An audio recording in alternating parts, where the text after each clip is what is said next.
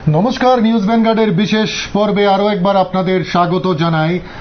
এই পর্বে অবশ্যই আলোচনা করব, আমাদের সঙ্গে থাকবেন চিকিৎসক ডক্টর কনক চৌধুরী। কিন্তু তার আগে রাজ্যের যে পরিস্থিতি, আজকে সর্বশেষ যে কোভিড আপডেট, সেই কোভিড বুলেটিন একবার আপনাদের সামনে তুলে ধরতে চাই। আক্রান্তের সংখ্যা কিন্তু বাড়লো এবং সর্বশেষ যে রিপোর্ট, সেই রিপোর্ট বলছে 359 জন আক্রান্ত হয়েছেন। টেস্টের সংখ্যাও যদিও বেড়েছে। 24 ঘন্টায় সুস্থ হয়ে বাড়ি ফিরে গেছেন 132 জন। 132 জন যারা সুস্থ হয়ে বাড়ি ফিরে গেছেন। তবে দুঃখের বিষয়, আরো একজনকে আমরা হারিয়েছি, মৃত্যুর খবর রয়েছে একটি কিন্তু আজকে। এবং আক্রান্ত যেটা, সেই আক্রান্তের সংখ্যাটা কিন্তু বাড়লো। নমুনা পরীক্ষা হয়েছে 5952টি নমুনা পরীক্ষা হয়েছে, যার মধ্যে আরটিপিসিআর টেস্ট হয়েছে 1101টি এবং বাদ বাকি অ্যান্টিজেন টেস্ট হয়েছে। অ্যান্টিজেন টেস্ট হয়েছে 4851টি এবং আক্রান্তের সংখ্যা 359। সুস্থতার হার যদিও 92.48% সুস্থতার হার রয়েছে, কিন্তু আক্রান্তের হার যেটা উদ্বেগের, সেটা কিন্তু 5%। এতদিন পর্যন্ত অফিসিয়াল রিপোর্ট যেটা 4-এর নিচে ছিল, কিন্তু এখন 5%। মৃতের হার 1.08%। সর্বশেষ বুলেটিন যা বলছে, এখনো পর্যন্ত ত্রিপুরায় আমরা 403 জন সহ নাগরিককে কিন্তু আমরা ইতিমধ্যে হারিয়ে ফেলেছি এই কোভিডের থাবায়। গত 24 ঘন্টায় যেটা ত্রিপুরায় আক্রান্তের সংখ্যা 359। তার চাইতে বড় বিষয় যেটা, আক্রান্তের হার যেটা, সেটা কিন্তু 5%। এবং বিশেষ করে এই আগরতলা শহরমুখী এবং শহরাঞ্চলগুলোতে আক্রান্তের সংখ্যা বাড়ছে। ফলে এই ক্ষেত্রে সাবধান থাকতে হবে, সচেতন থাকতে হবে। আতঙ্কের বিষয় নয়, সাবধানতাই মূল পথ, মূল চাবিকাঠি। সচেতন থাকুন, সাবধান থাকুন। সরাসরি ওনার বাড়ি থেকে সরাসরি আমাদের এই অনুষ্ঠানে সামিল। নমস্কার কনক, আপনাকে স্বাগত জানাই নিউজ ভ্যানগার্ডে। নমস্কার অনুপম, ভালো থাকুন। বলছি যে এই যে সংক্রমণের সংখ্যাটা, সেটা কিন্তু লাফিয়ে লাফিয়ে বাড়ছে এবং যেটা পার্সেন্টেজ যদি ধরি 5%, এবং আপনারা যেটা বলছেন যে 5-এর উপরে উঠে যাওয়াটা চিন্তার বিষয়। হ্যাঁ, অবশ্যই। প্রথম থেকে আমরা জানি যে এটা দ্বিতীয় লহর বা দ্বিতীয় ঢেউ, সুনামির মতো আমাদের দেশে আছড়ে পড়েছে এবং আমাদের ত্রিপুরা রাজ্যেও এর ব্যতিক্রম নয়। দিনে দিনে আক্রান্তের সংখ্যা বাড়ছে। যদিও আমাদের প্রিপারেশন বা যেটাকে প্রস্তুতি বলে, প্রস্তুতিটা আগের চাইতে আরো ভালো। আমি যেটা বরাবরই সারা বছর ধরেই বলেছি যে আমাদের ডেডিকেটেড কোভিড হসপিটাল আছে এখন, যার ফলে প্রথম ধাক্কা আমরা সামলে নিয়েছি এবং এই দ্বিতীয় ধাক্কার প্রাথমিক পর্যায়কেও আমরা ভালো মতোই এখন পর্যন্ত সামলে যাচ্ছি। আমরা কিছু মানুষ হারিয়েছি, যার জন্য আমাদের এই যে মনে কষ্ট বা দুঃখ আছে, কিন্তু এটাকে হাহাকারের পর্যায়ে যাতে না যায় বা এটা যাতে আমাদের ত্রাসের তৈরি না করে, এই জন্য কিন্তু এখনো আমাদের হাতে সময় আছে এবং আমি মনে করি যে আমরা যদি গুছিয়ে নিতে পারি, সেই সাথে যদি মানুষ আমাদেরকে সাহায্য করে, জনগণ দূরের থেকে, আমরা দিল্লি, মহারাষ্ট্র বা মুম্বাই, তেলেঙ্গানা এবং দেশের অন্যান্য অনেক অঞ্চলে যে দৃশ্য দেখতে পাচ্ছি, চিতার কাঠের পরিমাণ কমে আসছে, চিতায় মানুষকে দাহ করতে অসুবিধা হয়ে যাচ্ছে, ওষুধপত্র, অক্সিজেনের জন্য দিনরাত কাজ করে চলছেন অনেক মানুষ। এসব দেখে যদি আমরা না নিজেদেরকে শুধরাই এবং আমরা যদি নিয়ম না মেনে চলি, তবে অবশ্যই আমাদেরকে আরো ভুগতে হবে। ঠিক। আমি এই জায়গায় একটা বিষয় যেটা স্পেসিফিক্যালি জানতে চাই, বারবার এই জিনিসগুলো আমরা বলছি, একটা অংশ বোঝার চেষ্টা করছেন, একটা অংশ উল্টো বলছেন। বারবার এগুলো বলায় মানে বিরক্তি পাচ্ছে, এই ধরনের একটা বক্তব্য তাদের উঠে আসছে। কিন্তু এই মুহূর্তে এই সাবধানতাগুলি কতটা জরুরি? শুরু থেকে যেটা অনুপম আমরা বলে আসছি তোমাদের স্টুডিওতে বা অন্যান্য স্টুডিওতে বা বিভিন্ন কর্মকাণ্ডের মাধ্যমে, ডাক্তাররা, সরকারি মহল, দপ্তর এবং সুধীজনরা যেটা বলে আসছেন, সাংবাদিকরা বলে আসছেন, যে সেটা হচ্ছে মাস্কের ব্যবহার, হাত ধোয়া, অপ্রয়োজনে কোথাও না যাওয়া এবং নাইট কারফিউ দিলে বা অন্যান্য বিধিনিষেধ দিলে সেগুলো মেনে চলা। এর উপরে কোনো ধরনের কথা হতে পারে না, কারণ এগুলো সমস্ত বৈজ্ঞানিক মহল বৈশ্বিক এই মহামারীকে আটকানোর ব্যাপারে সারা পৃথিবী একমত এই ব্যাপারে। সুতরাং আমি বা আপনি এর উল্টো বললে কোনো ফলাফল আসবে না এবং এটা কোনো সুন্দরভাবে কথা হবে না। অনেকে এই বিষয়টার মধ্যে জুড়ে দিতে চাইছেন কিছু বিষয়, যে রাত্রের বেলায় কি করোনা আছে, নাইট কারফিউ দিলে কি সমাধান হবে, ইত্যাদি ইত্যাদি, এই ধরনের কথা বলে লঘু করার চেষ্টা করেন বিষয়টাকে। না না, এরকম তো অনেকেই করেন, অনেক কিছুই বলেন, তাতে কিছু যায় আসে না। বিজ্ঞান বিজ্ঞানের মতো চলবে, এটা একটা শাস্ত্র মেনে আমাদের চলতে হবে।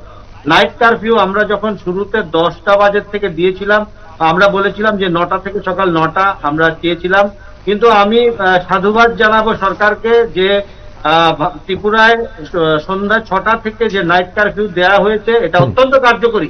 লকডাউনের পূর্বে এই ধরনের দেয়াতে, অনুপম তুমি লক্ষ্য করো যে সারাদিন ধরে যে মানুষগুলো কাজ করে, আমাদের একটাই জায়গা আছে যে খোলা বাজার, খোলা বাজারগুলোতে মিক্স আপটা মানুষের মধ্যে মিক্সচার হওয়াটা বেশি হয়, এক্সপোজারটা বেশি হয়।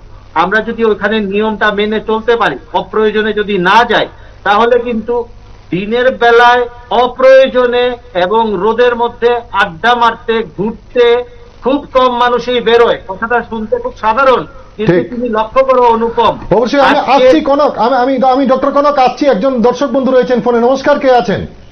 নমস্কার স্যার, আমি গোমতী ডিস্ট্রিক্ট কমলপুর থেকে রাহুল চক্রবর্তী বলছি। বলুন। আজকে আপনারা যে বিষয়টা নিয়ে আলোচনা করছিলেন যে আতঙ্ক বাড়ছে, সাবধানতা জরুরি, আমি এই বিষয়টা নিয়ে সংক্ষেপে কিছু কথা বলতে চাইছিলাম। না, আমি বলেছি আতঙ্ক নয়, সাবধানতা জরুরি। আতঙ্কের পরিবেশ তৈরি করার কোনো বিষয় নয়, সচেতন থাকা, সাবধান থাকা জরুরি। আমি এই বিষয়টা নিয়ে কিছু কথা বলতে চাইছিলাম। ছোট্ট করে বলবেন প্লিজ। হ্যাঁ, ছোট্ট করে বলছি। এটা সত্যি আতঙ্কের বিষয় যে আজকে আমাদের ত্রিপুরার যে আক্রান্ত হয়েছেন কত 359 জন এবং মারাও গেছে একজন। সেই প্রসঙ্গে দাঁড়িয়ে আমি একটা কথা বলতে পারি যে রাজ্যের মাননীয় মুখ্যমন্ত্রী বিপ্লব কুমার দেব মহোদয়জি বলছেন, সবাই একই কথা বলছেন যে সোশ্যাল ডিস্টেন্স মেনে চলার জন্য, সামাজিক দূরত্ব বজায় রাখার জন্য, মাস্ক পরার জন্য, হ্যান্ড স্যানিটাইজার দেওয়ার জন্য, কিন্তু একটা ক্ষুদ্র অংশের মানুষ এই বিষয়টাকে নিয়ে কিছুই ভাবছে না। তারা মনে করছে যে করোনা আসছে, করোনা চলে যাবে। আজকে বিকালবেলা দেখলাম যে একটা ক্ষুদ্র অংশের মানুষ বলছে যে সন্ধ্যার সময় কারফিউটা দিল কেন। ঠিক এই বিষয় নিয়ে আমরা আলোচনা করছি, বোঝা গেল। ধন্যবাদ, সঙ্গে থাকবেন। আমরা ডক্টর কনক চৌধুরী রয়েছেন আমাদের সঙ্গে, এই বিষয়টা নিয়েই আমরা আলোচনা করছিলাম, আপনি নজর রাখুন প্লিজ। ডক্টর কনক এই কথাই বলছেন, দর্শক বন্ধুও বলছেন যে অনেকেই এই লকডাউন বা ইত্যাদি যেটা নিয়ে কথা হচ্ছে। দর্শক বন্ধুকে আমি বলছি যে লকডাউন হচ্ছে গিয়ে সর্বশেষ আমাদের হাতের যে বিধিনিষেধের অস্ত্র থাকে সেগুলোর সর্বশেষ একটা অবস্থা। তো এটার ব্যাপারে আমাদের মাননীয় প্রধানমন্ত্রী এবং আমাদের ত্রিপুরা রাজ্যের মাননীয় মুখ্যমন্ত্রী, ওনারা দুজনেই বলেছেন যে লকডাউনের পথেই প্রথমে হাঁটা নয়, আমরা আমাদের কর্মকাণ্ডকে নিজেদের মধ্যে সুন্দরভাবে রেখে উজ্জীবিতভাবে এগিয়ে যাব। সেই সঙ্গে নিজেদেরকে যেসব জিনিস তৈরি করে প্রস্তুত হওয়া দরকার এই যুদ্ধে, এগুলো করার ফাঁকে ফাঁকে আমরা নিজেদেরকে গুছিয়ে নেব। প্রথম কথা হচ্ছে অনুপম, আমাদেরকে বুঝতে হবে যে তুমি যদি সদরের রিপোর্ট গুলো দেখো, সবগুলো আগরতলা শহর থেকে শুরু করে সমস্ত ডিস্ট্রিক্টের শহর অঞ্চলগুলোর মধ্যেই কিন্তু, আরবান এরিয়া গুলোতেই কিন্তু সবচেয়ে বেশি টেস্ট পজিটিভ আসছে। এবং তুমি লক্ষ্য করো আগরতলা শহরে সন্ধ্যা 6টা থেকেই কিন্তু আসল আড্ডা শুরু হয়। কথাটা শুনতে খারাপ লাগুক ভালো লাগুক, এটা হচ্ছে শহরের ছেলে মেয়েরা, বয়স্ক লোকরা, মাঝবয়স্ক লোকরা একটা এই সময়টায় একটা কর্মকাণ্ডের থেকে বেশি হচ্ছে যে নিজেদের সময় কাটানোর উদ্দেশ্যেও বাইরে আসেন। এটার সঙ্গে কিন্তু কাজকর্ম বা নিজের পরিবারের কোনো ইনকাম বা আয়ের সঙ্গে সম্পর্ক কম।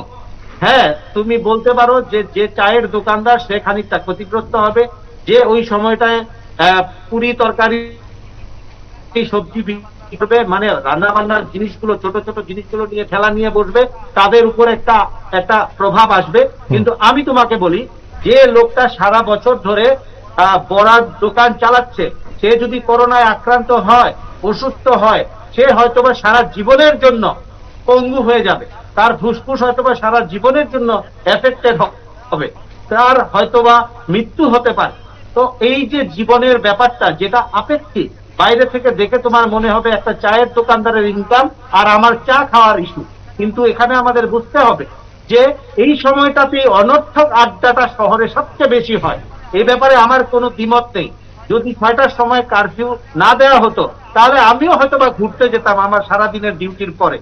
সবচেয়ে বেশি কাজ মানুষ করে, ইনকাম রিলেটেড ইস্যুস গুলো থাকে, ইকোনমি বা অর্থনৈতিক ব্যাপারগুলো থাকে কিন্তু দিনভর। তারপর যে 6টা থেকে দেয়া হয়েছে এর জন্য মানুষের মধ্যে বাড়ি যাই ব্যাপারটা কিন্তু 5টা 4:30 থেকে শুরু হয়ে যায় এবং এটার এফেক্টটা কিন্তু যথেষ্ট পরিমাণে আমাদের করোনার জন্য। আমি একজন ডাক্তার হিসেবে বলছি, 2 বছর ধরে কাজ করছি বলে বলছি যে এটা একটা সুন্দর পদক্ষেপ নেওয়া হয়েছে লকডাউনের আগে। আমি নিশ্চিত এই ব্যাপারে।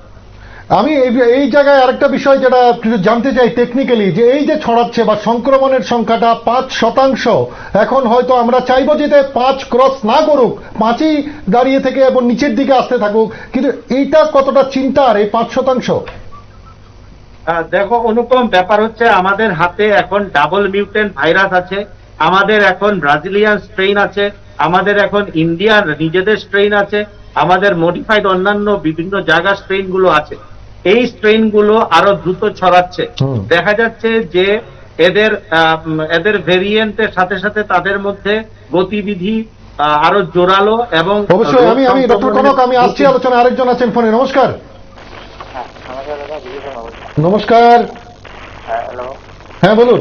হ্যাঁ বলছিলাম, দেখুন আকাশের সংখ্যা 5% চলে এসেছে, এটা একটা রাজ্যের জন্য উদ্বেগের ব্যাপার। তো সেই জায়গায় আমি বলবো নাইট কার্ফিউটা দেওয়াতে কিন্তু অনেকটাই ভালো রেজাল্ট আসছে। অবশ্যই ধন্যবাদ আপনাকে নাইট কারফিউ দেওয়ার জন্য, ভালো হয়েছে, ধন্যবাদ। সঙ্গে থাকুন। হ্যাঁ ডক্টর কনক, যেটা বলছিলেন।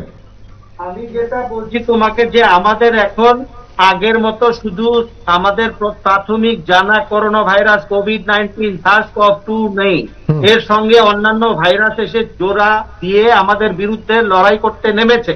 সুতরাং তাদের বিরুদ্ধে লড়াই করতে গেলেও আমাদের কিছু ক্যাজুয়ালিটিস হবেই এবং আমরা আশঙ্কা করছি দিল্লিতে যে জিনিসটা আমরা দেখতে পাচ্ছি বা এই ঢেউ আস্তে আস্তে নেমে আসবে এবং আমাদের এদিকে এটা শুরু হবে। এই ব্যাপারে কোনো সন্দেহ নেই যে মে মাসের মাঝামাঝি থেকে আমরা আরো বেশি আক্রমণের মুখে পড়ে যেতে পারি। তাহলে এই 1-1.5 মাস কি খুব সাবধানে থাকতে হবে? এই 1-1.5 মাস কি খুব ক্রুশিয়াল? খুবই ক্রুশিয়াল, খুবই ক্রুশিয়াল, খুবই ক্রুশিয়াল। 3বার বললাম, কারণ যাতে আমাদের কানে কর্ণকুহরে প্রবেশ করে। কারণ কি বলছি যে আমাদের, তুমি আজকে জানো যে আমাদের যে ডিসিজিআই বা ডিরেক্টর জেনারেল, আমাদের যে আছে ডিরেক্টর জেনারেল ফর ইন্ডিয়ান যে drug controller, DCGI drug controller general of India, উনি আজকে ওনার অফিস থেকে সবুজ সংকেত দিয়েছেন নতুন যে ওষুধ বেরিয়েছে 2DG। এই 2DG কে মানে হচ্ছে 2-ডিঅক্সি-ডি গ্লুকোজ, এটা ভারতের বানানো ওষুধ, যেটা আমাদের মডারেট টু সিভিয়ার পেশেন্টদের ক্ষেত্রে ব্যবহার করা হবে এবং এটা ক্লিনিক্যাল ট্রায়াল পার হয়ে এসছে। এপ্রিল মাসের 2020 থেকে বানানো হচ্ছে। ডিআরডিও সেই সঙ্গে ইনমাস এবং হায়দ্রাবাদের ডক্টর রেড্ডির ফার্মাসিউটিক্যালস মিলে গভর্নমেন্ট অফ ইন্ডিয়ার মাধ্যমে এই ওষুধ আমাদের জন্য আসতে যাচ্ছে। এটা একটা নতুন ওষুধ, এটা আজকে গ্রিন সিগন্যাল দেওয়া হয়েছে। আমরা মাস্ক পরতে, আমরা নিয়ম মানতে চাই না। আর দিন রাত্র বিভিন্ন জায়গায় সায়েন্টিস্ট, বৈজ্ঞানিক, ডাক্তার, বিভিন্ন সাফাই কর্মচারী, তোমরা যারা সাংবাদিক আছো, সবাই মিলে আমরা চেষ্টা করছি যাতে দেশের হ্রাস, এই রোগের হ্রাস যাতে ধরা যায়। সুতরাং আরেকজন আছেন ফোনে। নমস্কার। আসছি আমি, আরেকজন আছেন ফোনে। নমস্কার। বলছি, সুন্দর অনুষ্ঠান করছেন। আমার প্রশ্ন, আগরতলা শহরে যারা আছে তাদের ভিত্তি এই করোনা ধরা পড়ছে বেশি। আমাদের গ্রামে গঞ্জে অত বেশি ধরা পড়ছে না, আমরা সাবধানে চলাফেরা করি। আমি আরেকটা জিনিস বলছি, সবাই বলছে যে করোনা নিয়ে সাবধানে থাকবেন, মাস্ক করবেন, নিয়ম মতো চলবেন, কিন্তু আমার প্রশ্ন সরকার পক্ষ থেকে এই যে সাংবাদিক অত্যাচার চলছে, এগুলো কেন বন্ধ হয় না? এগুলোকে একটা কোনো এমএল বা কোনো মন্ত্রী দেখি না এই সমস্ত বিবৃতি দিতে, দিতে সাংবাদিকের উপরে কোনো হাত তোলা যাবে না, সাংবাদিককে ধন্যবাদ আপনাকে। সাংবাদিক নিয়ে তো আজকে আলোচনা নয়, প্রসঙ্গে আলোচনা করুন প্লিজ, প্রসঙ্গে আলোচনা করুন। ধন্যবাদ, সঙ্গে থাকুন। ডক্টর কনক, আমি এই বিষয়টা নিয়ে আরেকটা বিষয় যোগ করতে চাইছি, যেটা হচ্ছে আপনি যেটা বলছেন নতুন ওষুধ এসছে এবং বিজ্ঞানীরা দিনরাত পরিশ্রম করছেন এবং মানুষকে উচিত যে তাদের সহযোগিতা করা, সাহায্য করা। এই জায়গায় আরেকটা ওষুধ, সেটা রেমডেসিভির, সেটা নিয়েও কিন্তু বিভিন্ন জন বুঝে না বুঝে বা হোয়াটসঅ্যাপ ইউনিভার্সিটি থেকে জ্ঞান অর্জন করে বাড়িতে স্টক করার চেষ্টা করছেন। হোয়াটসঅ্যাপ ইউনিভার্সিটিতে তো আমি পড়িনি, যার ফলে আমি হোয়াটসঅ্যাপ ইউনিভার্সিটির কথা জানি না। আমি যে ইউনিভার্সিটির কথা জানি, সায়েন্স ইউনিভার্সিটি, তাতে বলা হয়েছে যে রেমডেসিভির অ্যাকচুয়ালি 2009-এ এসেছিল প্রথম, যে হ্যাপাটাইটিস সি কে ট্রিটমেন্ট করার উদ্দেশ্যে। তারপর 2014-তে যেহেতু সে হ্যাপাটাইটিস সির কাজ লাগেনি, তাকে আবার বৈজ্ঞানিকরা চেষ্টা করেছে ইবোলা ভাইরাসের বিরুদ্ধে 2014-তে। তুমি কি শুনতে পাচ্ছ? হ্যাঁ, শিওর, বলুন। হ্যাঁ, মিডল ইস্ট রেসপিরেটরি সিনড্রোম বা মার্স এবং severe acute respiratory syndrome SARS, এই দুটোর ব্যাপারে 2014-তে পরবর্তী অবস্থায় তাদেরকে ব্যবহার করা হয়। কিন্তু ঘটনা হচ্ছে যে রেমডেসিভির মর্টালিটি কখনোই কমাতে পারবে না। মর্টালিটি মানে কি? মর্টালিটি রেট মানে হচ্ছে মারা যাচ্ছে কেমন লোক, এটার উপরে তার ভূমিকা কম। রেমডেসিভিরের ভূমিকা হচ্ছে মডারেট টু সিভিয়ার পেশেন্টের জন্য। আমরা রেমডেসিভির একটা অ্যান্টিভাইরাল, এটাকে ব্যবহার করব তখনই যখন ডাক্তারবাবু মনে করবেন যে এই পেশেন্টের ক্ষেত্রে অক্সিজেন বেশি কমে যাচ্ছে, অক্সিজেন স্যাচুরেশন কমে যাচ্ছে, পেশেন্টের অন্যান্য রেড ফ্ল্যাগ সাইনস আছে, হসপিটালে ভর্তি হয়েছে পেশেন্ট, সেই ক্ষেত্রে তাদেরকে দেয়া হয়। এবং মনে রাখার বিষয় হচ্ছে রেমডেসিভির এবং আজকে যে ওষুধটা বেরিয়েছে 2DG, তাদের আসল ব্যাপার এক, যে তারা পেশেন্টের হসপিটালাইজ হওয়ার সময়টা কমিয়ে দেয় এবং এটা ব্যবহার করলে দেখা যায় যে সুস্থ হবার ছিল সে তাড়াতাড়ি সুস্থ হচ্ছে, যে সুস্থ হবার নয় তাকে সুস্থ করে দেবে রেমডেসিভির, এমন কোথাও লেখা মানে নেই। তাহলে কোন পণ্ডিত যদি এই বুদ্ধি দেন আর তার সেই পণ্ডিতের বুদ্ধি মেনে কেউ যদি এটার ব্যবহার করেন, তাহলে আখেরে ক্ষতি হওয়ার সম্ভাবনাই অসংখ্য বেশি। ক্ষতি কি? এটা তো ক্ষতি মানে কি? এটা তো একটা ইমার্জেন্সি ক্ষেত্রে ব্যবহার করা ওষুধ, এবং এটাকে নিজের থেকে ব্যবহার করা, দোকান থেকে কেনার কোনো ব্যাপারই নেই, এটার জন্য নিজস্ব পারমিশন লাগে। সবচেয়ে বড় কথা হচ্ছে যে এখানে মর্টালিটি রেটের ইস্যু আসছে না। সুতরাং ব্ল্যাক মার্কেটিং এর ব্যাপার ছাড়া কারো রেমডেসিভিরের ব্যাপারে বেশি আগ্রহী হওয়ার কোনো কারণ নেই। অবশ্যই, আমি আসছি, আরেকজন আছেন ফোনে। নমস্কার। হ্যাঁ স্যার, নমস্কার। বলুন। আমি তেলিয়ামুড়া থেকে বলছি স্যার। বলুন। আজকে যে বিষয়টা স্যার, করোনা সচেতন হওয়া, এই সম্পর্কে আমি কিছু বক্তব্য রাখতাম। বলুন, ছোট্ট করে বলুন। স্যার, আমি এই করোনা সম্পর্কে সচেতনতা হওয়ার জন্য আমি কিছু বলতে চাই। বলুন না, ছোট্ট করে বলুন। আচ্ছা স্যার, করোনা সম্পর্কে আমি কিছু কথা বলতে চাই। তিনবার একই কথা বললেন, কথাটা কি সেটা বলুন। কথাটা হচ্ছে, দেখুন, কোভিডের দ্বিতীয় ঢেউ সারা ভারতবর্ষে ব্যাপকভাবে ছড়িয়ে পড়ছে। কেন যে মানুষ সচেতন হচ্ছেন না, এটাই হলো আমার বিরাট প্রশ্ন। অবশ্যই এই প্রশ্নের উত্তর খোঁজার চেষ্টা করছি এবং আমরা অবশ্যই সচেতন থাকবো। আপনি ভালো থাকবেন। ডক্টর কনক, আমি আরেকটা বিষয় যেটা জানবো, প্রথম ঢেউয়ের সময় আমরা দেখেছিলাম এজিথ্রোমাইসিন খেয়ে ফেলার একটা প্রবণতা মানুষের মধ্যে, এবং মানে এই যে জিনিসগুলো, বরং অসুস্থ যখন হচ্ছেন তখন চিকিৎসকদের থেকে লুকিয়ে রাখার একটা প্রবণতা, এই প্রবণতাটা এই মুহূর্তে কতটা ঘাতক? এই প্রবণতা সবসময় আমাদের মধ্যে ছিল, এটা নতুন কিছু নয়, এবং এটা করোনার ক্ষেত্রে আরো মাথাচাড়া দিয়েছে। প্রথম কথা হচ্ছে, আপনার যদি করোনা ভাইরাসের ইনফেকশন ঘটে, টেস্ট করার পরে যদি আপনি জানতে পারেন, তাহলে আপনার নাম নথিভুক্ত করা হবে। যদি প্রয়োজন হয় আপনাকে হসপিটালে নেওয়া হবে, যদি প্রয়োজন না হয় আপনি নির্দিষ্ট প্রটোকল অনুযায়ী ওষুধ কি খাবেন আপনাকে জানানো হবে। তাহলে আপনার নিচের থেকে ওষুধ খাওয়ার ব্যাপারেই তো আসছে না। আর আপনি যদি ঠিক টিভিতে অনুপম বা অন্যান্যদের কথা শুনে থাকেন আর পেপারের মধ্যে বিভিন্ন সম্পাদকীয়, উপসম্পাদকীয় স্বাস্থ্য পাতাগুলো পড়ে থাকেন, তাহলে তো আপনার এজিথ্রোমাইসিন খাওয়ার কোনো বিষয়ই নেই। কারণ আমরা পরিষ্কারভাবে বলছি, 80% লোক সর্দি জ্বরের মতো এই রোগ থেকে সুস্থ হয়ে যাবে, এবং এর মধ্যে 3 থেকে 5% লোক হসপিটালে যারা ভর্তি হবে, 10% যাদের অক্সিজেনের পরিমাণ কমে আসছে তাদেরকে আইসিইউতে ভর্তি করা হতে পারে। এবং সেই আইসিইউতে ভর্তি করা পেশেন্টদেরকে কি ওষুধ দেওয়া হবে সেটা তো আমাদের কাজ, এটা আপনি ভেবে কি করবেন? শুধু ভেবে লাভ নেই না, শুধু টেনশন নেওয়া, শুধু মানে ভয়ে থাকার কোনো প্রয়োজন নেই। আপনি পরিবারের সঙ্গে সুন্দরভাবে থাকুন, সংসারে সুন্দর করে সময় দিন, এবং এই কারফিউর সময় জিনিসটা মেনে চলুন। ঠিক। আমি ডক্টর কনক, আমি কয়েকটা জরুরি বিষয় জানতে চাইছি যে বেশ কিছু লোক হোম আইসোলেশনে রয়েছেন, সিম্পটোমেটিক বা আক্রান্ত হয়েছেন। এবার একটা অংশ হয়তো রাতের দিকে অস্বস্তি বোধ করছেন, তারা অ্যাম্বুলেন্স কল করছেন, সরাসরি হাসপাতালে যাওয়ার একটা ট্রেন্ড দেখাচ্ছেন। যদিও আপনারা বলছেন যে একদম সিরিয়াস ছাড়া কেউ হাসপাতালে যেন এই মুহূর্তে না আসেন। এই বিষয়টা একটু খোলসা করে বলবেন, কারণ অনেকেই চাপের থেকে বিষয়টা করে নিচ্ছেন, তাৎক্ষণিক বুঝতে পারছেন না। আমরা শুধু এটাই বলতে চাই, যদি আপনি শহরের লোক হন বা আপনি সাব্যস্ত মানুষ হন বা আপনার পক্ষে যদি সম্ভব হয়, একটা পালস অক্সিমিটার সংগ্রহ করা ভালো। যদি পালস অক্সিমিটার থাকে এবং আপনি অসুস্থ হয়েছেন, পালস অক্সিমিটারের মাধ্যমে আপনি দেখতে পারেন যে আপনার SpO2 90-র নিচে বেশিক্ষণের জন্য কমে যায় কিনা, প্রথম কথা। দ্বিতীয় কথা, রেড ফ্ল্যাগ সাইন আরেকটা কি আছে, মানে সাবধান হতে হবে। টেম্পারেচার যদি 101 থেকে 102 এর মধ্যে আছে এবং কন্টিনিউয়াসলি 1 দিন 1.5 দিন ধরে আছে, তাহলে আপনার সাবধান হওয়া উচিত। সেই সঙ্গে যদি এমন হয় যে আপনার শ্বাসকষ্ট বোধ হচ্ছে বেশি, দেখুন শ্বাসকষ্ট বোধ হওয়ার অনেক ব্যাপার আছে। আমাকে নতুন কোন রুমের মধ্যে নিয়ে গেলে আমার শ্বাসকষ্ট হয়, আমি লিফটের মধ্যে উঠবার সময় আমার শ্বাসকষ্ট হয়, কিন্তু তার মানে তো এই না যে আমার করোনা হয়েছে। সুতরাং বিভিন্ন কারণে মানুষের শ্বাসকষ্ট হতে পারে। রাত্রেবেলা আপনি মশলাদার খাবার খেলেন, খাওয়ার পরে আপনার অ্যাসিডিটি হতো, লাফ দিয়ে উঠে বসে আপনার মনে হলো শ্বাসকষ্ট হচ্ছে, ফোন শুরু করলেন অ্যাম্বুলেন্সে, বললেন আমাকে নিয়ে যাও, আমার করোনা হয়েছে। কেন? আমার শ্বাসকষ্ট হচ্ছে। এটা তো বিপজ্জনক ব্যাপার। সুতরাং আমাদেরকে ব্যাপারটা বুঝতে হবে। আমার এক বন্ধুর কথা আমি বলছি, ভারত তীর্থ ক্লাবের এখানে বাড়ি, নাম বলছি না এখানে কারণ এটা লাইভ আছে। ও আমার সমসাময়িক, আমাকে একদিন আগে গতকালকে ফোন করে বলেছে, বন্ধু আমার শরীরটা খারাপ লাগছে। ওর গলার আওয়াজ শুনেই আমি বুঝেছি যে ওর RTI হয়েছে, রেসপিরেটরি ট্র্যাক্ট ইনফেকশন। আওয়াজ বন্ধ, নাক দিয়ে জল পড়ছে, বলছে শরীর ব্যথা আছে বলছে।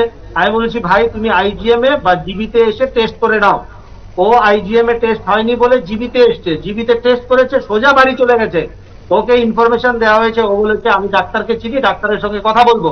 আমি ওকে মাত্র 2 থেকে 3টে ওষুধ বলেছি, ও এটা খাচ্ছে, আলাদা বাড়িতে আছে, আলাদা রুমে আছে এবং বাড়ির লোক খাবার দিয়ে যাচ্ছে বাইরে, ও সুন্দরভাবে খাচ্ছে।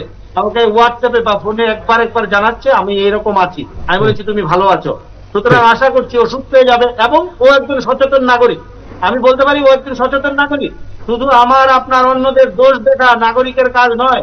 নাগরিকের কাজ প্রথমে নিজের কাজটা করা, নিজের মুখোশ দেয়া, প্রয়োজনে বাজারে যাওয়া, প্রয়োজনে অফিস আদালতের কাজে যাওয়া, এর ছাড়া সবাইকে সাহায্য করা একসাথে, যে এই ভীষণ সময়ে আমরা যাতে বেরিয়ে আসতে পারি। অবশ্যই, কারণ এটা কারো ব্যক্তিগত অবস্থা নয়, এটা একটা সামাজিক অবস্থা, এটা সারা বিশ্বের অবস্থা, আমাদের দেশের অবস্থা। ঠিক ঠিক। ডক্টর কনক, আমি কয়েকটা টিপস আপনার থেকে নিতে চাইবো। ধরুন যারা অফিস করছেন, সে আমাদের এখানে গোটা রাজ্যেরই তো ছোট জায়গা, ছোট পরিসর, রাস্তাই বলুন, অফিস বলুন, বিভিন্ন জায়গায় অনেকের ইচ্ছে থাকে দৈহিক দূরত্ব মেনটেন করার, কিন্তু হয়তো সম্ভব হয়ে ওঠে না। তাদের জন্য আপনি কি টিপস দেবেন? আমি প্রথম কথাই বলবো যে আপনি সচেতন ভাবে চলাফেরা করুন। সচেতন ভাবে চলাফেরা করতে গেলে কি করা উচিত? উচিত হচ্ছে আপনার নিজের যে জানা পরিসরগুলো আছে তার মধ্যে নিজেকে রাখা। যেমন আপনি যাচ্ছেন একটা দূরত্ব, যে দূরত্বটা খুব বেশি দূরে নয়, আপনি রিক্সাতে উঠবেন না হেঁটে যাবেন। আপনি যদি হেঁটে যান, আপনার হাতে যদি সময় থাকে তাহলে আপনি হেঁটে যান, তাহলে আপনার এক্সপোজার কম হবে। আপনি মুখোশ পরে থাকলে বায়ুবাহিত জীবাণু আপনার ভেতরে আসতে বাধাপ্রাপ্ত হবে। দ্বিতীয়ত, যেই জায়গায় আপনি হেঁটে সিঁড়ি দিয়ে উঠছেন অফিসে, সিঁড়ির হাতল ধরে ধরে উঠবেন না, সিঁড়ি দিয়ে হেঁটে উঠুন। কারণ এই হাতলের মধ্যে অনেক লোক ধরছে, আপনার আগে আরেকজন ধরে গেছে, আপনি ওই হাতল ধরবেন না। যে জায়গাটা আপনি জামা বা হাতের এই জায়গা দিয়ে যে দরজাটা খুলতে পারবেন ধাক্কা দিয়ে, সেই জায়গাটা আপনি হাত দিয়ে খুলে ঢুকবেন না। আর যদি ভেতরে ঢুকতে হয় নিশ্চয়ই স্যানিটাইজার থাকবে, স্যানিটাইজারে হাতটা একবার মুছে নিতে হবে। তারপর বাথরুমে গিয়ে হাত ধুয়ে নিতে হবে এবং বাড়িতে ঢোকার পর বাইরের থেকে সারাদিনের পরে জামা কাপড়গুলো ধুতে দেবেন এবং নিজে স্নান করে নেবেন। এবং যখন আপনি অফিসে আছেন, অপ্রয়োজনে ঘোরাফিরে, আরেকজনের সঙ্গে অপ্রয়োজনে গিয়ে তার টেবিলে বসা, নিজের কাজ ছেড়ে অন্য কাজের মধ্যে মগ্ন হওয়া, এগুলো থেকে দূরে থাকুন। ঠিক ডক্টর কনক, আমি আসছি আপনার সঙ্গে আলোচনা। আমাদের ফিরে আসুন কনক, আমি আসছি আপনার সঙ্গে আলোচনায়। এই মুহূর্তে আমাদের সঙ্গে সরাসরি ফোন লাইনে রয়েছেন আমাদের এডিটর সাধক ভট্টাচার্য। দাদা, যেটা জানতে চাইবো যে এই যে আগরতলা শহর ঘিরে বা শহরাঞ্চলে এই করোনার সংক্রমণের অনেকটাই বাড়ন্ত, সেই ক্ষেত্রে আমাদের নাগরিকদের আরো কতটা সাবধান সচেতন হওয়া এই মুহূর্তে দরকার? অনুপম, এই বিষয়টা আজকে সবচাইতে মারাত্মক হয়ে দাঁড়াচ্ছে আমি যতখানি বুঝি। এখানে স্টুডিওতে অনলাইনে ডক্টর কনক উপস্থিত আছেন, আপনার কাছেও আমি দু একটা বিষয় আপনার কাছ থেকেও জেনে নিতে চাইবো, কিন্তু তার আগে যে বিষয়টা বলা দরকার যে আগরতলা ত্রিপুরা রাজ্যের 5% উপর কোভিড সংক্রমণের যে রেশিও, যে হার দেখা যাচ্ছে প্রতিদিন প্রায় 5-এর উপর আছে, এবং আগরতলা শহরে টেস্ট বেশি হচ্ছে। সেই নিরিখে আমরা যদি ক্যালকুলেশন করি দেখা যাচ্ছে আগরতলা শহরে 10% কাছাকাছি বা 10%-এর উপর সংক্রমণ চলে গেছে। এই মুহূর্তে দাঁড়িয়ে আমি যতখানি জানি ICMR এর যে গাইডলাইন আছে সেই গাইডলাইন অনুযায়ী 10%-এর উপর গেলে কন্টেইনমেন্ট জোন ঘোষণা করতে হয়। ত্রিপুরা রাজ্য বা আগরতলা শহরকে বাঁচানোর প্রশ্নে যত দিন যাবে, ডক্টর কনক কিছুক্ষণ আগে বলছিলেন, আমি শুনছিলাম যে ত্রিপুরা রাজ্যে আগামী 10-12 দিনের মধ্যে মানে 15ই মের মাঝামাঝি এই সময়টাতে অনেকখানি বেড়ে যাওয়ার সম্ভাবনা রয়েছে। এই ক্ষেত্রে আগরতলা শহরের বিপদ আরো বাড়বে। এখানে একজন দর্শকও ফোনে বলছিলেন যে শুনছিলাম যে আগরতলা শহরে বেশি কেন।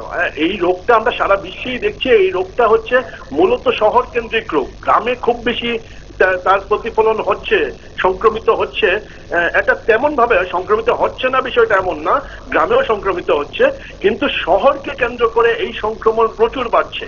আগরতলা শহর এই মুহূর্তে, আগরতলা শহরে যেই পথগুলো খোলা আছে, প্রথম প্রশ্ন হচ্ছে এয়ারপোর্টে টেস্ট করা হচ্ছে যারা প্যাসেঞ্জার বাইরে থেকে আসছেন, অ্যান্টিজেন টেস্ট করা হচ্ছে।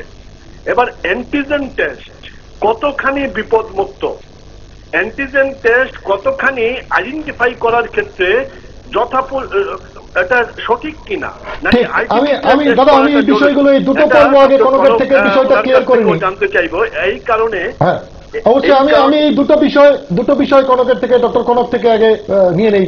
ডক্টর কনক, আপনি শুনছিলেন হয়তো যেটা বলছেন আমাদের এডিটর সেবক ভট্টাচার্য, যে 5% উপর সেটা প্রতিদিন হচ্ছে, প্রায় মোরলেস 10%-এর দিকে আগরতলা শহর যাচ্ছে। আগরতলায় সংক্রমণের এই বাড়ন্ত, তো এই বিষয়টা যেটা ICMR এর গাইডলাইন, সে কোয়ারেন্টাইন সেমি জোন ঘোষণা করা, 1, 2 এয়ারপোর্ট বা বিভিন্ন অঞ্চলগুলোতে যে প্রবেশদ্বারগুলো এবং এন্ট্রি এক্সিট পয়েন্টগুলো, সেখানে অ্যান্টিজেন টেস্ট হচ্ছে। এই অ্যান্টিজেন টেস্টটা কতটা মানে সঠিক হচ্ছে, বা এই জায়গায় কি RT-PCR টেস্টটা আরো ভালো ছিল না? প্রথম কথা আমি বলবো যে এডিটর সাহেব যে দুটো প্রশ্ন তুলেছেন, দুটো প্রশ্নই অত্যন্ত গুরুত্বপূর্ণ, এবং বর্তমানের পরিপ্রেক্ষিতে আগরতলা শহর সহ অন্যান্য যে শহরাঞ্চলগুলো আছে, মুখ্যত আগরতলা শহর, প্রয়োজনে কন্টেইনমেন্ট জোন বা প্রয়োজনে কিছু স্পেসিফিক এরিয়াতে লকডাউনের মতো ব্যবস্থা হয়তো বা প্রয়োজন করবে, এটা গভর্নমেন্ট ঠিক করবেন। এবং আপনাদের দিক থেকে যে প্রশ্নটা তুলেছেন এটা অত্যন্ত সঠিক, কারণ আগরতলা দেখা গেছে যখনই সময় পেয়েছে আমাদের শহর আগরতলা নিয়ম মানতে চায়নি। আপনি গত বছর থেকে এই বছরের এই মাঝামাঝি অবধি এই ব্যাপারে কোনো সন্দেহ নেই যে খুব জোরালো ভাবে পুলিশি ব্যবস্থা না নেওয়া পর্যন্ত আগরতলাবাসী সহজে নিয়ম মানেনি, এবং তার চাইতে বেশি নিয়ম বরঞ্চ গ্রাম অঞ্চলের মানুষ মেনেছে, শহরতলির মানুষরা মেনেছেন। গ্রামের মানুষরা এমনিতেও হ্যালো, হ্যাঁ আমি শুনছি। হ্যালো অনুপম, শুনতে পাচ্ছ? আমার এই লাইনটা কেটে গেছে। সঙ্গে যোগাযোগ করছি, আমাদের সঙ্গে রয়েছেন সেবক ভট্টাচার্য, আমাদের এডিটর। দাদা বলবো, আর এই বিষয়টা নিয়ে অবশ্যই কনকের সঙ্গে আলোচনায় ফিরছি। আপনি আর কোন বিষয়ের দিকে আলোকপাত করতে চান?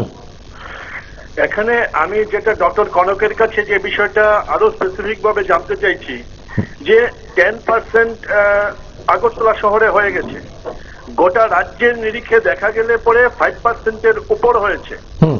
এই ক্ষেত্রে আমাদের মানে ত্রিপুরা রাজ্যে ত্রিপুরা স্বাস্থ্য প্রশাসনের প্রিকশনারি মেজার কি নেওয়া আছে, আমাদের বেড যা আছে যেই রেশিওতে বাড়ছে সেই রেশিওতে কোভিড কেয়ার সেন্টারে বেড কি পর্যাপ্ত আছে কিনা। অবশ্যই আমাদের সঙ্গে যুক্ত হয়েছেন ডক্টর কনক। ডক্টর কনক, যেটা সেবকদা জানতে চাইছেন স্পেসিফিক্যালি যে 10%-এর মোট কাছাকাছি যেহেতু পৌঁছে গেছে, সেক্ষেত্রে প্রিকশনারি মেজার্স আপনারা কি নিয়েছেন? বেডের ব্যবস্থা থেকে শুরু করে বাদবাকি যেই পরিকাঠামো চিকিৎসার জন্য সাধারণ মানুষের জন্য দরকার, তা কতটা প্রস্তুত রয়েছে আপনাদের এই মুহূর্তে? আমাদের এই ধরনের প্রস্তুতি অবশ্যই আছে। আমরা পুরো রাজ্য জুড়ে বেড এখন পর্যন্ত 900-র বেশি বেড, অক্সিজেনেটেড বেডের ব্যবস্থা করা হয়েছে। সে সাবরুম থেকে নর্থের ধর্মনগর থেকে শুরু করে উদয়পুর, হলাই, সেই সঙ্গে আমাদের হাপানিয়া হসপিটাল এবং সঙ্গে আমাদের ডিসিএইচ এইচএমসিতে। সেই সঙ্গে অক্সিজেনের ব্যাপারে আমাদের সাপ্লাই রয়েছে। অক্সিজেনের জন্য আমাদের অলরেডি কাজ হচ্ছে এবং সেই সঙ্গে অন্যান্য সিলিন্ডার সহ যে অক্সিজেনগুলো আসছে এবং এই অক্সিজেনগুলোকে যাতে সঠিকভাবে ব্যবহার করা হয়, এই জন্য অক্সিজেন অডিটিং করা হচ্ছে হসপিটালগুলোতে। প্রপোজালও দেওয়া হয়েছে যাতে সমস্ত সেন্টারগুলোর মধ্যে অক্সিজেন সঠিকভাবে ব্যবহার করা হয়, প্রয়োজনে যাতে ব্যবহার করতে পারে রুগীরা, এবং যাদের প্রয়োজন নেই তাদের ক্ষেত্রে যাতে অক্সিজেন না দেওয়া হয়। একটা কথা মনে রাখতে হবে, অনেক রুগী মনে করে যে অক্সিজেন দিলেই করোনা ভালো হয় এবং যে কোনো রুগীকে অক্সিজেন দিতে হবে। এটা ভুল ধারণা। অক্সিজেন মডারেট টু সিভিয়ার, যাদের অক্সিজেন স্যাচুরেশন কমে আসছে তাদের ক্ষেত্রে অক্সিজেন কার্যকরী। তো সেই ক্ষেত্রে আপনি যে কথাটা বলেছেন এডিটর সাহেব, যে সেই ক্ষেত্রে আমি বলতে চাই যে high flow nasal cannula, BiPAP machine, ventilation, সেই সঙ্গে অন্যান্য অক্সিজেনের সাপ্লাইয়ের জন্য যে যন্ত্রপাতি প্রয়োজন এবং ওষুধের প্রয়োজন, এগুলোর উপরে দিনরাত আমরা কাজ করে গভর্নমেন্টের সঙ্গে সঙ্গে বিভিন্ন ডক্টরস অ্যাসোসিয়েশন কাজ করে চলছে। এবং এই পরিপ্রেক্ষিতে আমি বলতে চাই 164 জন ডাক্তার নেওয়া হচ্ছে। আপনি জানেন আজকে পেপারে আমরা দেখেছি সবাই যে এই ডাক্তার নেওয়ার মুখ্য কারণ কিন্তু হচ্ছে করোনা, এবং আমরা অনেকদিন ধরে এই ব্যাপারে দাবি করছিলাম যে আমাদের ডাক্তার এবং অন্যান্য স্টাফের প্রয়োজন, এবং এটা নিযুক্তি করা হচ্ছে। আমরা এই ব্যাপারে আমাদের সাধুবাদ জানাই। এবং 10%-এর কন্টেইনমেন্টের সাথে একটা সম্পর্ক আসবে, সেই ক্ষেত্রে কিন্তু আমাদের নাগরিকদের কর্তব্য এবং দায়িত্ব বেড়ে যাবে। কারণ কি কারণে করোনা আবার সেকেন্ড ওয়েভ এসছে সেটা পরের কথা, আমরা আমাদের কাজগুলো ঠিক মতো করছি কিনা এটা হচ্ছে মুখ্য বর্তমান। আমি আসছি কনক, আসছি সেবকদা। যেটা জানবো যে আর অন্য কোনো বিষয়, যে বিষয়টা আপনি আলোকপাত করতে চান? আমি যে 3টে বিষয়ের কথা বলেছি, এই 3টে বিষয়ের মধ্যে প্রথম বিষয়টা ছিল যে কন্টেইনমেন্ট জোন। যেহেতু 10% হয়ে গেছে, আইসিএমআর যে গাইডলাইন দিয়েছে সেই গাইডলাইন অনুযায়ী ইতিমধ্যেই আগরতলা কন্টেইনমেন্ট জোনের আওতায় চলে আসার কথা। রাজ্য স্বাস্থ্য প্রশাসন অবশ্যই, এবং ডক্টর কনকের কথা থেকেও এর একটা ইঙ্গিত পাওয়া গেছে, যদিও উনি স্বাস্থ্য প্রশাসক হিসেবে এখানে উপস্থিত নেই, উনার পক্ষে সবটা বিষয় বলা সম্ভব হবে না, কিন্তু আমার মনে হয় সংবাদ মাধ্যমের কর্মী হিসেবে, এই রাজ্যের বা আগরতলা শহরের সাধারণ মানুষ হিসেবে আমি যতখানি মনে করি, আইসিএমআর এর এই গাইডলাইন মেনে অনতিবিলম্বে যদি আগরতলা শহরকে কন্টেইনমেন্ট বা যেই জোনগুলো, আগরতলা শহরের যেই ওয়ার্ডগুলো বেশি মাত্রায় এফেক্টেড হয়েছে, সংক্রমিত হয়েছে, সেইগুলোকে কন্টেইনমেন্ট জোনের আওতায় নিয়ে আসা দরকার। মানে আগে থাকতে যদি এই প্রিকশনারি মেজারগুলো নেওয়া না হয় তাহলে কিন্তু আগামী দিনে আমাদের প্রমাদ গুনতে হতে পারে। নাম্বার 2 হচ্ছে রাজ্যের এন্ট্রি পয়েন্টের যে বিষয়গুলো আমি বলছিলাম, এখানে অ্যান্টিজেন টেস্ট হচ্ছে এয়ারপোর্টে। অ্যান্টিজেন টেস্টের যদি নেগেটিভ আসে, এর মানে সেই মানুষটা কোভিড নেগেটিভ, মানে করোনা নেগেটিভ, এটা ধরে নেওয়া যায় না আমি যতখানি বুঝি। আরটিপিসিআর টেস্ট করা, ওই জায়গাতে আরো কড়াকড়ি করা, এবং বাইরে থেকে ট্রেন আসাটাকে আরো রেস্ট্রিক্টেড করা, আরো কিভাবে তাকে কন্ট্রোলে রাখা যায়, বন্ধ করা যায় কিনা, ত্রিপুরা রাজ্যকে বাঁচাতে গেলে পরে এই বিষয়গুলো রাজ্যের স্বাস্থ্য প্রশাসনকে, রাজ্য সরকারকে অবশ্যই এই কাজগুলো করা উচিত বলে আমার মনে হয়। তৃতীয় যে বিষয়টা, যে রাজ্যের স্বাস্থ্য প্রশাসন বা যেটা ডক্টর কনক বাবুর কথা থেকে আমরা যে বিষয়টা পেলাম, যে এখানকার অনেকগুলো প্রিকশনারি মেজার নেওয়া হয়েছে, কিন্তু আমি যেটা বলতে চাইছি যে আগামী 15 দিন মাথায় রেখে যেই মাত্রায় গিয়ে দাঁড়াতে পারে সেই মাত্রায় গিয়ে আমাদের সমস্ত বন্দোবস্ত আছে কিনা, যদি না থাকে মানুষ কোথায় যাবে, এই বিষয়টা ডক্টর কনকের কাছ থেকে আমরা আরেকটু বিস্তারিত জানতে চাইবো। অবশ্যই ডক্টর কনক সহ এ রাজ্যের করোনা ফ্রন্টলাইন ওয়ারিয়ার যারা রয়েছেন, ইভেন ডাক্তার থেকে শুরু করে সুইপার পর্যন্ত প্রত্যেককে নমস্কার জানাচ্ছি। ওনাদের কারণে ত্রিপুরা বাড়ছে, ওনাদের কারণে আমরা এখনো সোজা হয়ে দাঁড়িয়ে আছি। কোভিড অন্যান্য রাজ্যের মতো এ রাজ্যে তেমন ভাবে বিস্তৃত এখন পর্যন্ত ঘটেনি। ওনাদের এই যে কার্যক্রম, এই কার্যক্রমকে নমস্কার জানানো ছাড়া আর কিছুই না। নমস্কার জানানোই উচিত, সবাই মিলে ওনাদেরকে শ্রদ্ধা জানানো উচিত। কিন্তু ওনার কাছ থেকে আমরা যে বিষয়টা জানতে চাইছি যে আগরতলা শহর বা ত্রিপুরা রাজ্যের যতখানি ইনফ্রাস্ট্রাকচার তৈরি হয়েছে যেই হারে বাড়ছে তার জন্য সাফিসিয়েন্ট কিনা, যদি সাফিসিয়েন্ট না হয় তাহলে আমরা কোন জায়গায় যাব। ঠিক, ধন্যবাদ ধন্যবাদ। এতক্ষণ আমাদের সঙ্গে ছিলেন আমাদের এডিটর সেবক ভট্টাচার্য, এবং যে বিষয়গুলো সেই বিষয়গুলো আমরা ডক্টর কনক থেকে আরেকবার যেটা জানবো। কনক, যেটা জানবো যে এই যে অ্যান্টিজেন টেস্ট, অনেকেই অ্যান্টিজেন টেস্ট নেগেটিভ করা, কনক শুনতে পাচ্ছেন আমার কথা? আমি শুনতে পাচ্ছি, আমি বুঝতে পেরেছি আপনি কি জিজ্ঞেস করতে চাইছেন। অনুপম, প্রথম কথা হচ্ছে যে আমাদের একদম সেবক বাবুর এই কথাগুলো খুবই যুক্তিপূর্ণ। এই কারণে বলছি যে এখন আমাদের অসুবিধা 2-3টা আছে করোনার ব্যাপারে। এক হচ্ছে বাইরে থেকে আসা মানুষের সঙ্গে স্ট্রেইন চেঞ্জ হয়ে ঢুকতে পারে। ঠিক। দ্বিতীয় হচ্ছে RT-PCR এর আগে আপনি যদি অ্যান্টিজেন টেস্ট করেন, অ্যান্টিজেন টেস্ট নেগেটিভ মানে কিন্তু নেগেটিভ নয়, একে আবার RT-PCR করলে পজিটিভ আসতে পারে। অ্যান্টিজেন টেস্ট পজিটিভ মানে আমি পজিটিভ ধরে নিচ্ছি, কিন্তু অ্যান্টিজেন টেস্ট নেগেটিভ মানে কিন্তু এখানেই শেষ নয়। সুতরাং RT-PCR করা দরকার। ক্লিনিক্যাল সাসপিশন হাই থাকতে লাগে, কারণ আমরা দেখতে পাচ্ছি অনুপম হসপিটালে রিপিটেডলি RT-PCR করার পরে নেগেটিভ আসছে, কিন্তু পেশেন্টের করোনা আছে। এই ব্যাপারে আমরা ডাক্তার হিসেবে 100% বলে দিতে পারি, এবং পেশেন্টের সবকিছু করোনার সঙ্গে মিলে যাচ্ছে, সিটি স্ক্যান মিলে যাচ্ছে, পেশেন্টের রক্তের রিপোর্ট মিলে যাচ্ছে, কিন্তু RT-PCR আসছে না পজিটিভ। সুতরাং সেবক বাবু যে কথাটা বলেছেন যে RT-PCR করা খুব জরুরি, এটা 1 নম্বর। কারণ আমরা প্রথম কথা এখন চাইছি না বাইরে থেকে টেস্ট না করে কেউ আসে। যতটুকু পারা যায় এনকারেজ করা যে আমার এখানে প্রবেশ নিষেধ, যদি তোমার কাছে গত 2 থেকে 3 দিনের মধ্যে RT-PCR রিপোর্ট না থাকে, এবং আমার এখানে যদি করতেই লাগে RT-PCR will be the best option. এবং সেই সঙ্গে আমাদের মাথায় রাখতে হবে যে কন্টেইনমেন্ট জোনের কথা উনি বলছেন, একদম যুক্তিযুক্ত ভাবেই বলেছেন, কারণ আমাদের সরকারও বলেছেন এই ধরনের কথা। কারণ আমরা কিন্তু আগরতলা শহর এবং শহরপল্লী এবং শহরতলিকে নিয়ে আতঙ্কিত। কারণ আমরা শহরের মধ্যে ঘন ঘন থাকি, আমরা একজন আরেকজনের খুব কাছাকাছি থাকি, সেই সঙ্গে এক বাড়ির সঙ্গে আরেক বাড়ির খুব ক্লোজলি ওয়াল থাকে, এবং একজনের বাড়ির এসি আউটফ্লো আরেকজনের বাড়ির দিকে ফিট করা আছে, একজনের বাড়ির এক্সস্ট আরেকজনের বাড়ির রান্নাঘরের দিকে ফিট করা আছে, যেটা গ্রামে হয় না। গ্রামের মানুষ কিন্তু অপ্রয়োজনে মাখামাখি করে না, আমরা শহরের লোক অপ্রয়োজনে মাখামাখি করি। তুমি আমাকে বলো, আমি তোমাকে একটা কালচারের কথা বলছি, তুমি পরে অবজার্ভ করো বা তুমি অলরেডি হয়তো জানো, অনেক জায়গায় দেখা যায় যে চায়ের দোকান বা কফি শপ বা বিভিন্ন ধরনের স্টল নিয়ে বসে আছে, একজন আরেকজনের সঙ্গে সম্পর্কহীন। দুজন মানুষ নামলো, দুজন মানুষ চা খাচ্ছে, সিগারেট খাচ্ছে, আড্ডা দিচ্ছে। আমরা দিনের পর দিন দেখছি আশেপাশের লোকদের সঙ্গে কোনো সম্পর্ক নেই, অথচ ওখানে 40 জন মানুষ দাঁড়িয়ে আছে একসঙ্গে। আমাকে তুমি বলো এটা কোন ধরনের সচেতনতার প্রমাণ? অনেকে ভাবছেন মাস্ক লাগিয়ে ফেললাম বা সব খালাস হয়ে গেল, এবং মাস্ক লাগাচ্ছেন, প্রপারলি লাগাচ্ছেন না।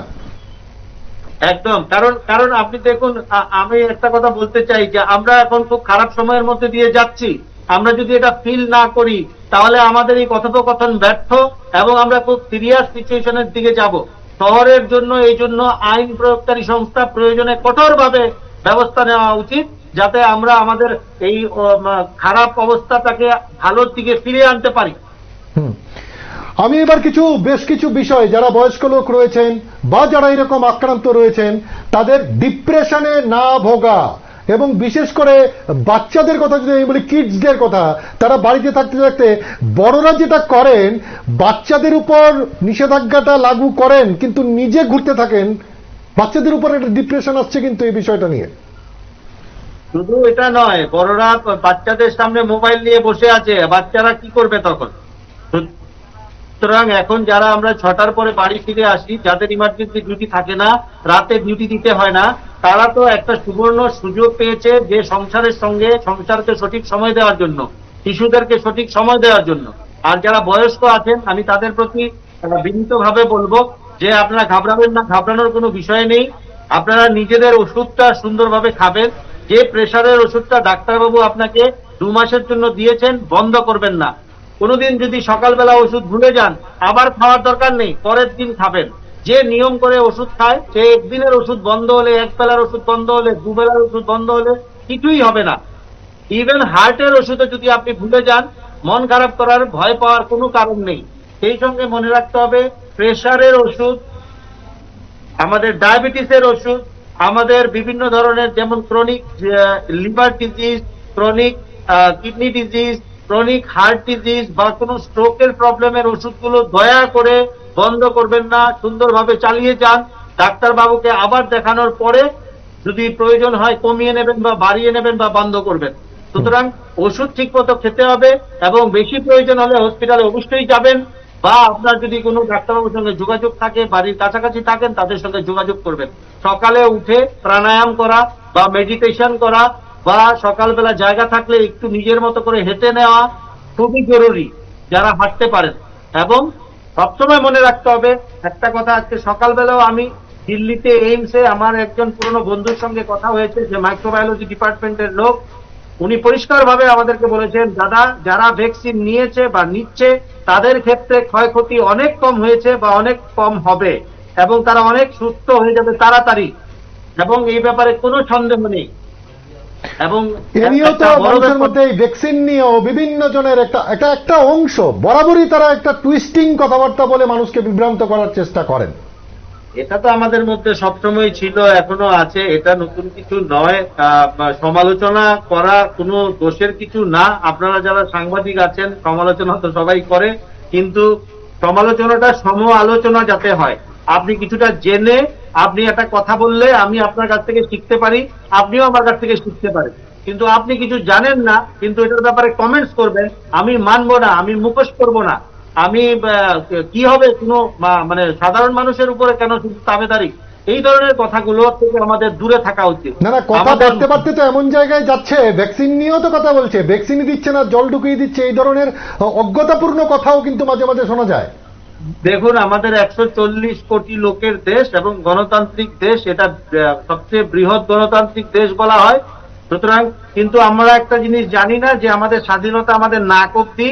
সুতরাং আমার মনে হয় এটা দুঃখজনক যদি কেউ এমন বলে থাকেন, কিন্তু আজকেও যে ওষুধটা বেরিয়েছে ভারতে প্রথম, এবং এই ওষুধটা আমাদের রোগীদের মধ্যে অক্সিজেনের ব্যবহারের পরিমাণ কমিয়ে দেবে। আমরা আশা করছি এই 2DG নামে যে ওষুধটা বেরিয়েছে, এই ওষুধটা আমাদের কাছে দ্রুত চলে আসবে নতুন অস্ত্র হাতিয়ার হিসেবে, এবং আমরা এই ওষুধটাকে দিয়ে রোগীদের জন্য পরিষেবা দিতে অনেক সুবিধা পাবো। এটা জলে গুলে খাওয়া যাবে, এটা পাউডার ফর্মের একটা ওষুধ। 4-5টা সংগঠন মিলে যুদ্ধকালীন তৎপরতায় 1 বছরের মধ্যে একটা ওষুধকে এই করোনার কাজে ব্যবহার করছে, যেটা একসময় ক্যান্সারের জন্য আবিষ্কার হয়েছিল প্রথম প্রাথমিক পর্যায়ে, এটাকে সুন্দরভাবে ব্যবহার করা হচ্ছে। দিনরাত্র মানুষ কাজ করে যাচ্ছে। সুতরাং সমালোচনা করা খুব সোজা, কিন্তু দয়া করে গঠনমূলক সমালোচনা করলে তাতে কোনো ক্ষতি হওয়ার সম্ভাবনা নেই। এখন সেবকদাও যে বিষয়টা বলছিলেন, যে এক্ষুনি ICM এর গাইডলাইন মোতাবেক আগরতলার বেশ কয়েকটি ওয়ার্ড বা এই এলাকায় কন্টেনমেন্ট জোন, যেটা সরকার নিশ্চয়ই এই বিষয় নিয়ে আলোচনা করবেন। আজকে মুখ্যমন্ত্রীও এই বিষয় নিয়ে একটা ইঙ্গিত দিয়েছেন, এই বিষয় নিয়ে ভাবনা চিন্তার। কিন্তু আমি যেটা বলবো, রেস্ট অফ আগরতলা তাদের যেন এই জায়গায় যেতে না হয়, কি পরামর্শ দেবেন? এই শুরু থেকেই মাস্কের উপরে কোনো কথা নেই, এবং ক্রস ভেন্টিলেশন রাখা উচিত বাড়ির মধ্যে। আপনি যেখানে থাকবেন সেটা যেন আবদ্ধ না হয়, মনে রাখবেন একটা আবদ্ধ রুমের ভেতরে 5-6 জন মিলে এই বসে থাকা জায়গাটায় আমার একটা বিপজ্জনক। ডক্টর কনক জানার আছে, এখন যেটা বলা হচ্ছে এয়ারবর্ন এই কথাটাও ঘুরে ঘুরে আসছে। অনেক সাধারণ Airborne। মানুষ, ধরুন পাশের বাড়িতে কোভিড পেশেন্ট আছে, তারা তো দরজা জানালা বন্ধ করে দিচ্ছেন নিজের বাড়ি। না, এমন করা উচিত নয়। আপনি আপনার ঘরে থাকবেন, যদি আপনার ইমিউনিটি সিস্টেম ওটাকে আটকাতে পারে, অত দূর থেকে এসে আপনাকে কিছু করবে না। সবচেয়ে বড় কথা হচ্ছে যে আপনার মুখে যদি মুখোশ থাকে, আপনি যদি মাস্ক পরিধান করেন, আপনি যদি হাত বারবার ধোন এবং আপনি যদি ভ্যাকসিনেটেড থাকেন, সেই ক্ষেত্রে আপনি অনেক ভালো পজিশনে থাকবেন। যে বাড়িতে আমি অন্তত এখন পর্যন্ত 16 থেকে 17 জন রোগীর সঙ্গে সম্পর্কিত যাদের করোনা আছে, যারা বয়স্ক মানুষ বা যারা ডাক্তার বা যারা হোম আইসোলেশনে আছেন, হসপিটালের কথা বলছি না, হোম আইসোলেশনের পেশেন্টদেরকে আমরা ভিডিও কলের মাধ্যমে বা গিয়ে, অনেক সময় আমাদের 3 জন আছে এখন আগরতলার মধ্যে ডাক্তার আছে সমসাময়িক আমাদের সমান বয়সী, পজিটিভ এবং ভালোই আছেন, সুস্থ হয়ে উঠছেন। 2-3 জন ডাক্তার হসপিটালে ভর্তি ছিলেন, সুস্থ হয়ে বাড়ি যাচ্ছেন। একজন ডাক্তারবাবুকে আপনারা জানেন যে কর্নেল কিংসু দত্তকে আমরা হারিয়েছি।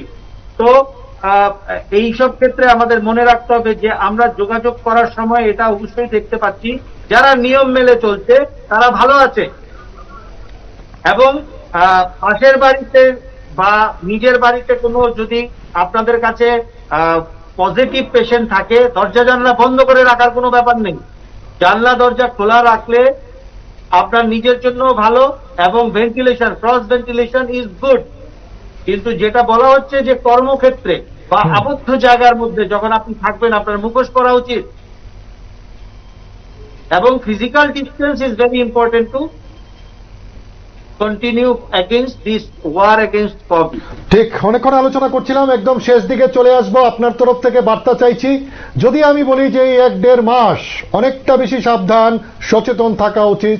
ছোট্ট শহর রাতারাতি বড় হবে না, মানুষের অভ্যাস এক রাতে বদলে যাবে না, কিন্তু তারপরেও আপনি কি বলবেন যে আমাদের ভালো থাকতে গেলে কোন জিনিসগুলো দেওয়া উচিত মান্যতা?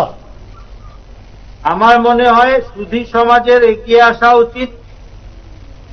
কে কিভাবে কি করেছে, কি কারণে করোনা আরো এগিয়ে গেছে, কেন দ্বিতীয় ওয়েভ এলো বা তৃতীয় ওয়েভ কবে আসবে, এইসব প্রশ্ন এখন অবান্তর। আমাদের রাজ্যে বা আমাদের শহরে যথেষ্ট পরিমাণে করোনা আক্রান্ত রোগীর সংখ্যা বাড়ছে। নিজের শরীর সুস্থ রাখুন, এবং যে ওষুধগুলো যদি আপনি অন্য কোনো রোগের কারণে খেয়ে থাকেন সেই ওষুধগুলো চালিয়ে যান। অপ্রয়োজনে বাইরে যাবেন না। নাইট কারফিউ কে সাহায্য করুন যাতে সফল হয়, এবং সবচেয়ে বড় ব্যাপার সচেতনতা বজায় রাখুন, এবং কেউ ভুল করলে তাকে বলুন যে আপনি এরকম করবেন না, এবং এটা সবাই মিলে বলুন। সেই ক্ষেত্রে আমরা সুন্দরভাবে আমাদের কাজটা হসপিটালে করতে পারবো। আমরা হসপিটালে প্রস্তুত আছি, কিন্তু আপনারা যদি মানসিকভাবে সঠিক না থাকেন, আমাদেরকে যদি হেল্প না করতে পারেন, আমরাও আপনাকে হেল্প করতে খুব অসুবিধায় পড়ে যাব।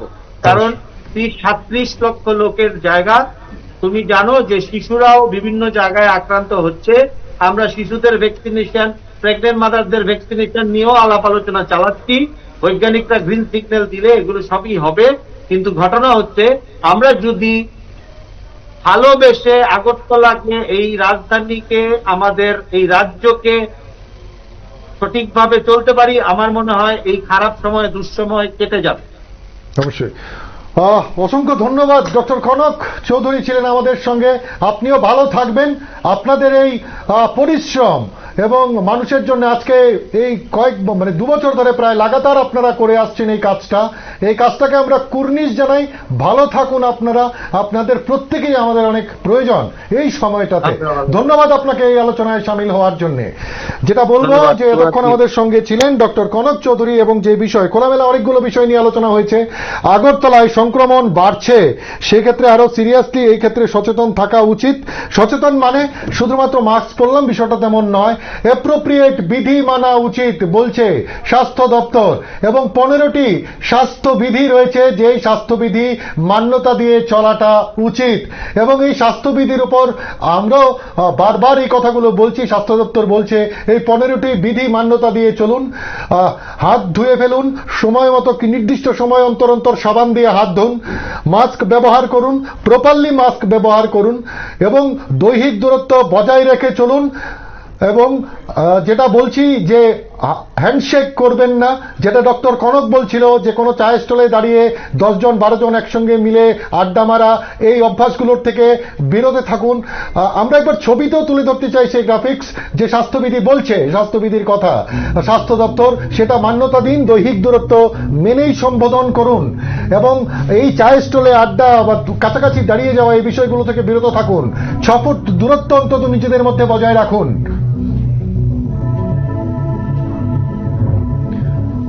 মুখে মাস্ক ব্যবহার করুন এবং প্রপারলি মাস্ক ব্যবহার করুন। এটা নয় যে জরিমানা বাঁচানোর জন্যই শুধুমাত্র মাস্কের ব্যবহার। নাক চোখ মুখে সাবান দিয়ে হাত না ধুয়ে সেখানে হাত দেবেন না। এই 3টি জায়গা দিয়েই করোনার প্রবেশের রাস্তা। পরিষ্কার পরিচ্ছন্নতা মেনে চলুন, স্বচ্ছ হাওয়ায় শ্বাস নেবার চেষ্টা করুন। বারবার সাবান দিয়ে হাত ধুতে হবে, সেটা আমরা করছিলাম, আমাদের এই অভ্যাসটা ছিল। মাঝখানে কোভিড পরিস্থিতি থুতু হয়ে যাওয়ায় অভ্যাসটা বদলে গেছিল, কিন্তু সেটা আনতে হবে। যেখানে সেখানে থুতু ফেলবেন না, এটা অনেকেরই একটা বদ অভ্যাস। এই সময়টাতে গুটখা খৈনি যারা খান তারা এই যেখানে সেখানে যত্রতত্র থুতু ফেলবেন না। যেসব জিনিসে বারবার হাত যায় তাকে পরিষ্কার পরিচ্ছন্ন রাখুন। এটা ডক্টর কনকও বলছিলেন যে অফিসে ওঠার সময় রেলিং ধরে ধরে ধরে ধরে ওঠার কোনো প্রয়োজন নেই। অযথা বাইরে বেরোবেন না, বিনা প্রয়োজনে বাইরে যাবার কোনো বিষয় নেই। কোনো ব্যক্তিকে অবহেলা করার কোনো বিষয় নেই। কেউ যদি কোভিড আক্রান্ত হয়েছেন তাকে মানসিকভাবে সাহায্য করুন, তার সঙ্গে অনলাইনে যোগাযোগ রাখুন। ভিড় জটলা এড়িয়ে চলুন। কোথাও ভিড় অযথা জটলা করার কোনো মানে নেই এই সময়টাতে। সামাজিক মাধ্যমে না জেনে কোনো বিভ্রান্তি ছড়াবেন না। সামাজিক মাধ্যমে না জেনেই কিছু একটা লিখে দিলাম, তাতে আরেকজন লোক ভয় পেয়ে গেলেন, এই কাজগুলো করা এই মুহূর্তে ঠিক নয় বা কখনোই ঠিক নয়। সঠিক লোক থেকেই কোভিড সম্পর্কে জানুন, যিনি কোভিড সম্পর্কে বোঝেন তার থেকেই পরামর্শ নিন। তথ্য জানতে টোল ফ্রি নাম্বার রয়েছে, সেই টোল ফ্রি নাম্বারে জানা যেতে পারে কোভিড সংক্রান্ত বিভিন্ন বিষয়। এবং সাবধান থাকুন, সচেতন থাকুন। চিকিৎসকরা যেটা বলছেন এই মুহূর্তে পরিকাঠামো রয়েছে, তারা ভাবনা চিন্তা করছেন। সম্প্রতি আরো বেশ কয়েকজন চিকিৎসক সেখানে নিয়োগের বিষয় রয়েছে। অক্সিজেন প্লেন্ট আজ ঘুরে এসছেন মুখ্যমন্ত্রী, সেখানেও যেটা বলছেন যে এই মুহূর্তে অক্সিজেনের মজুদ রয়েছে। আরো ভাবনা চিন্তা তারা করছেন। ওষুধপত্রাদি, টিকা সবকিছুরই ব্যবস্থাপনা রয়েছে। এখন সাধারণ মানুষ হিসাবে আমাদের আরো সচেতন থাকতে হবে। বারবার এই কথাটাই আমরা বলছি, কারণ আমরা নাগরিক হিসাবে আমাদের যেটা দায়িত্ব সেটা আমরা পালন করব। আমরা ভালো থাকতে চাই। সংক্রমণের সংখ্যা যেটা বাড়ছে সেই বিষয়টা উদ্বেগের, যেটা পজিটিভ 359 পজিটিভ। এই যে সংখ্যাটা এটা কমে আসুক, সুস্থতার সংখ্যা বাড়ুক, এটাই আমরা চাইছি। ভালো থাকবেন আপনারা আর দেখতে থাকুন নিউজ ভ্যানগার্ড। নমস্কার।